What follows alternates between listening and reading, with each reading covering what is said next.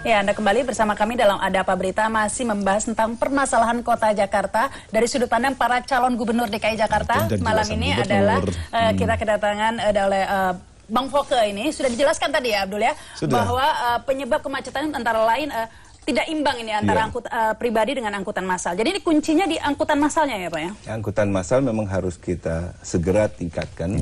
Yang ada kita revitalisasi, kita tingkatkan kemampuannya, yang belum ada harus kita bangun. Nah tentunya kan? Begitu banyaknya kendaraan pribadi, jalan kan juga harus dikembangkan. Jalan harus dikembangkan. Tadi saya katakan bahwa kalau pertumbuhan kendaraan pribadi ini 9-11% setiap tahunnya, jalan itu sangat terbatas. Kita punya road ratio memang sangat terbatas.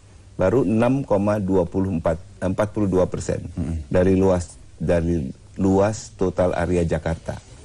Ambil bandingan Singapura itu 12%, 14% kalau tidak salah, lebih sedikit ya.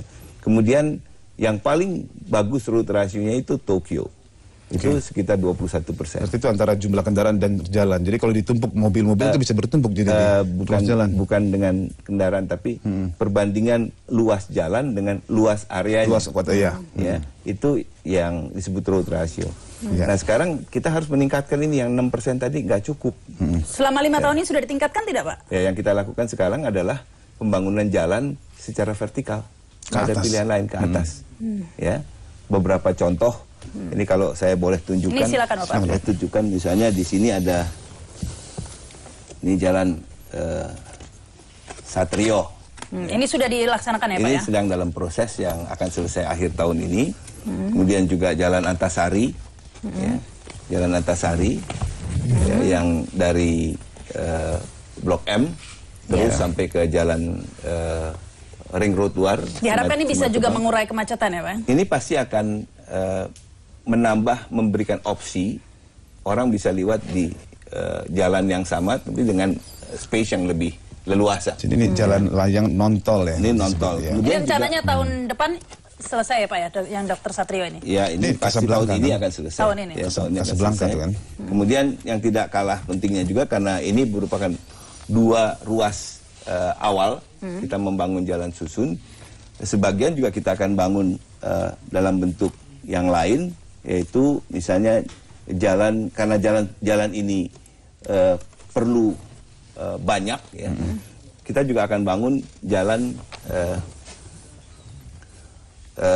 jalan layang tol di dalam kota.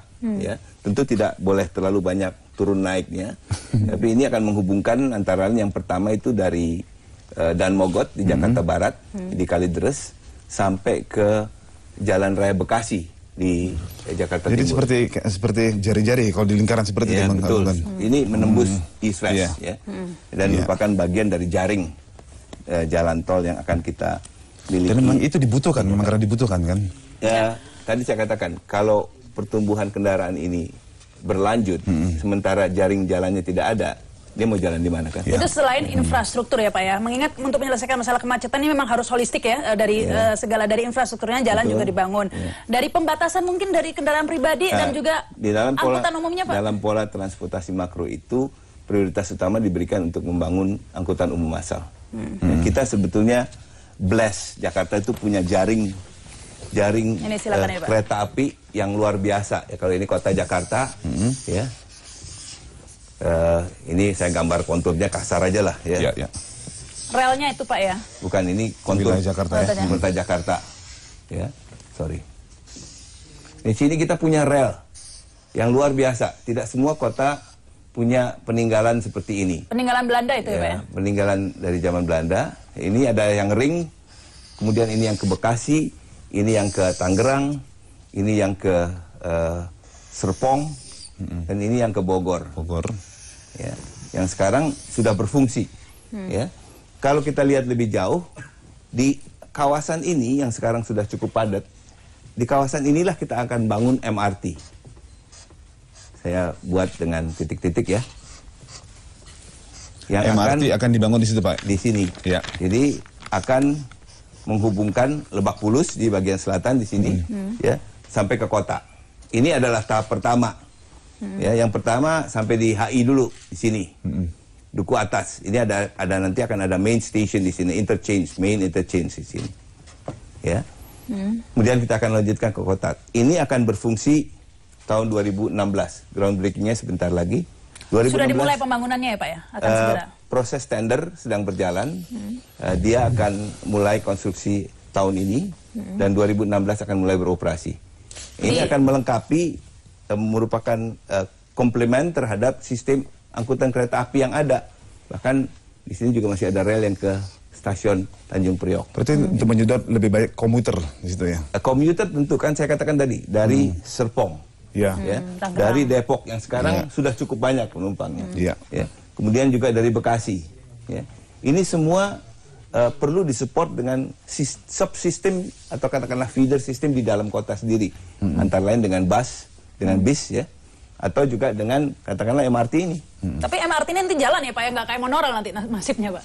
Ini bukan mimpi. Nah, bukan mimpi ya. Dalam menawarkan suatu sistem tidak juga mudah untuk menjamin tersedianya funding yang cukup. Untuk MRT tahap ini sampai dengan kota, dari Lebak Bulus ke kota bukan mudah-mudahan fundingnya sudah ada. Oh sudah bisa, sudah cair Pak. Dan ini tidak mudah mencari pembiayaan yang murah dan jangka panjang.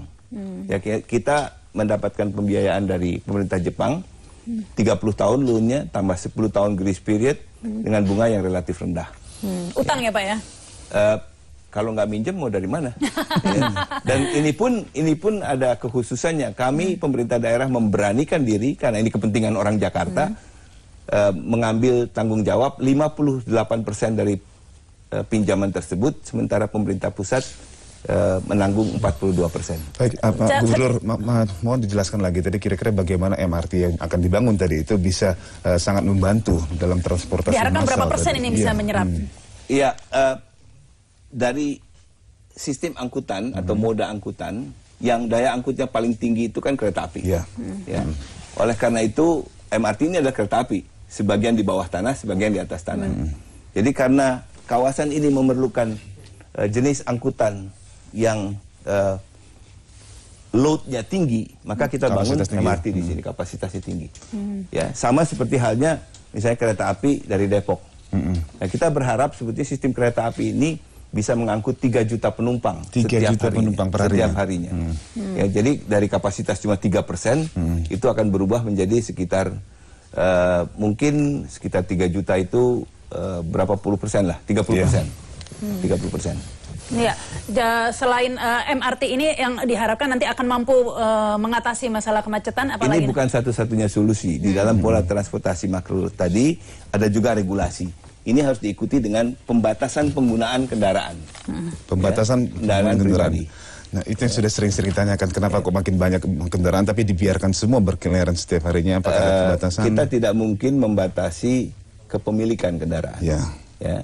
Ada yang bilang ini kan tandanya orang makin sejahtera kalau setiap hari beli 1.300 motor baru, kemudian dicatat di Polda Metro dan digunakan di jalan raya, kemudian tambah lagi 250 sampai 300 kendaraan roda 4. Ini merupakan cermin daripada kesejahteraan yang meningkat. Saya kira ini sah-sah saja, tapi yang perlu kita atur adalah penggunaannya. Baik. Dan regulasi ini sedang dalam proses. Kita berharap agar regulasi ini bisa segera diterbitkan. Bukan kewenangan saya, kewenangan pemerintah pusat. Ya. Caranya ada macam-macam, antara lain dengan road pricing. Kita bahas lebih jauh lagi di road pricing, Pak. Kita harus sebentar. Dan pemirsa, kita akan tanyakan bagaimana road pricing bisa menjadi batasan untuk penggunaan kendaraan motor yang sangat banyak di Jakarta ini. Tetaplah bersama kami dalam Ada Apa Berita.